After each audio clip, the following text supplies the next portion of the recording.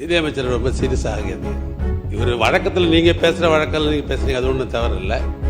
அவர் புதிய சட்டமன்ற உறுப்பினர். நாங்க யாராவது சொல்லியிருந்தோம், நீங்க யாரும் வருத்தப்படலாம்.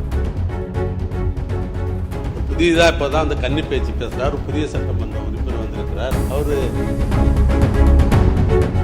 நிதியமைச்சர் ரொம்ப சீரியஸ் ஆகியது. இவர் வழக்கத்தில் நீங்க பேசுற வழக்கில் நீங்க பேசுறீங்க, அது ஒன்றும் தவறு இல்லை. அவர் புதிய சட்டமன்ற உறுப்பினர். நாங்க யாராவது சொல்லியிருந்தோம், நீங்க யாரும் வருத்தப்படலாம். அவர் புதியதா இப்பதான் அந்த கன்னி பேச்சு பேசுறாரு. புதிய சட்டமன்ற உறுப்பினர் வந்திருக்கிறார். அவரு திருநெல்வேலி பகுதியை சார்ந்தவர். அவரு திருநெல்வேலி மொழிக்கும் வட சென்னை மொழிக்கும் தென் சென்னை மொழிக்குமே வித்தியாசம் இருக்குது. தென்னார்காடு மாவட்டத்தில் எல்லாம் பார்த்தீங்கன்னா 82 83 தான் சொல்லுவாங்க. 82 83 சொல்ல மாட்டாங்க. பழக்கம் வீடுன்னு சொல்லுவோம் பல பேர். தென்னார்காடு மாவட்டத்தில் ஊடுன்னு சொல்லுவாங்க. வீட்டுக்கு போறேன்னுவாங்க, வீட்டுக்கு போறேன்னு பண்றாங்க. அந்தந்த மாவட்டத்தில் இருக்கிற பழக்க வழக்கங்கள்.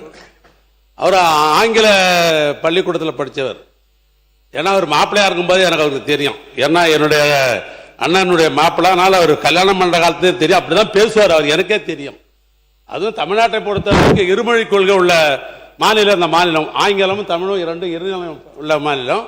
அவர் கன்னி பேச்சில் ஒரு நகைச்சுவையாக சொல்லுன்ற அடிப்படையில் சொல்லப்பட்டதே ஒழிய, அதான் நீங்க சீரியஸ் ஆகணும்னா நீங்க எப்பவுமே பேசுற மாதிரி.